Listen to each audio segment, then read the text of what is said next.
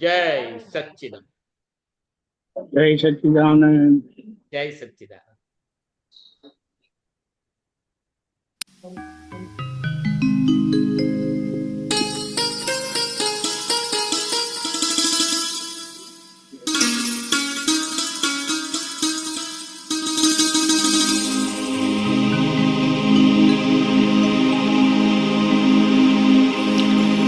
જ્યાં સુધી દાદા જાતે હોય ત્યાં સુધી છે સ્થૂળતે, પ્રત્યક્ષ ન હોય ત્યારે પોતે જવાનું સૂક્ષ્મે, પ્રયોગી ભિન્નતેથી સૂક્ષ્મતર જવું પ્રયોગે,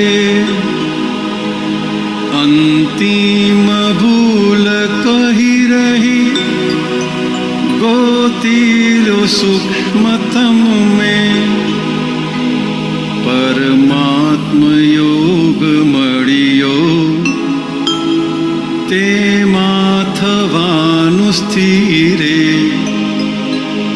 ગમે તે ભોગે રહેવું છે જ્ઞાનમાં સ્વધ્યેય, પરમાત્મ રૂપ પ્રાપ્ત વિજ્ઞાન જ્ઞાન ઘન છે, કૃપા વધે છે જ્ઞાની રિજતા પરમ વિનયે, સંસારી સર્વ રામા યણ પૂર્ણ થાય અંતે, મહાભારતેય પૂર્ણમ શ્રી કૃષ્ણ જો વિજયતે, છેલ્લો વિકલ્પ જીતે ભગવાન છે જે પક્ષે, વૃત્તિ સ્વભાવ રમણે નિજ ધાર પ્રાપ્ત ઉલ્સે, જ્યાં સુધી દાદા સન્મુખ આસ્વાદ મોક્ષ સ્થૂળતે, પંચાજ્ઞા એ જ જ્ઞાની પુરુષ છે પ્રત્યક્ષે, એમાં જ વર્તી રહેતા સિજી ઉપલબ્ધ સ્વયમે,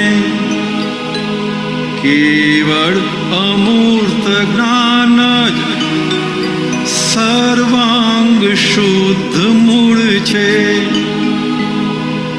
આત્મા સ્વરૂપે જીવતા છેલ્લી દશા જ વર્તે, અંતિમ શ્વાસ છૂટતા નિર્વાણી દ્વાર ખુલતે, પ્રત્યક્ષ ન હોય ત્યારે પોતે જવાનું સૂક્ષ્મે, અંતિમ ભૂલ કહી રહી ગોતી દો સૂક્ષ્મતમ મેં.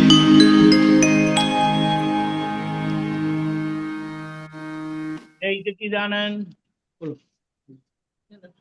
જય સચ્ચિદાનંદ. જય સચ્ચિદાનંદ. તો આ પદ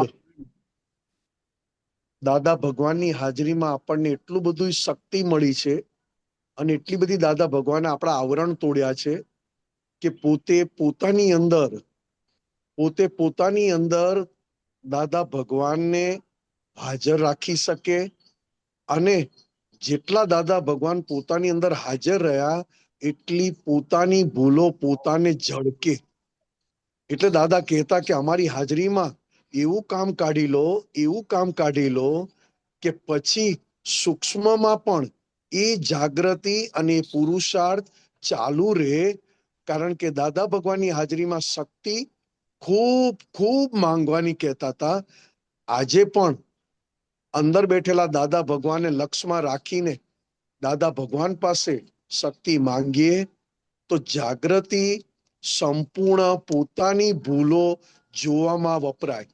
નહીં તો એક જોકું આવ્યું નથી કે આખી જાગૃતિ બીજાની ભૂલ અથવા સંસારમાં ઊંધા રસ્તે વપરાઈ જાય એવી છે. એટલે દાદાએ કીધું પોતે જવાનું સૂક્ષ્મ મેં, કારણ કે એ સૂક્ષ્મમાં ગયા એટલે જાણવું કે પોતાની ભૂલ ઝળકે. આ દાદા ભગવાને આપણને, દાદા પોતે અને એમનું જ્ઞાન સ્વયં ક્રિયાકારી છે, એ આ ખૂબ સારી રીતે આપણને સમજણ આપી છે. જય સચ્ચિદાનંદ. જય સચ્ચિદાનંદ.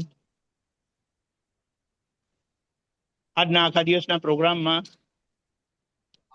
24 કલાકની કીર્તન ભક્તિનું સમાપન 11 કલાકે મહાવિદ્ય તીર્થધામ સુરત કામરેજ ખાતે, 6 કલાકની કીર્તન ભક્તિ છે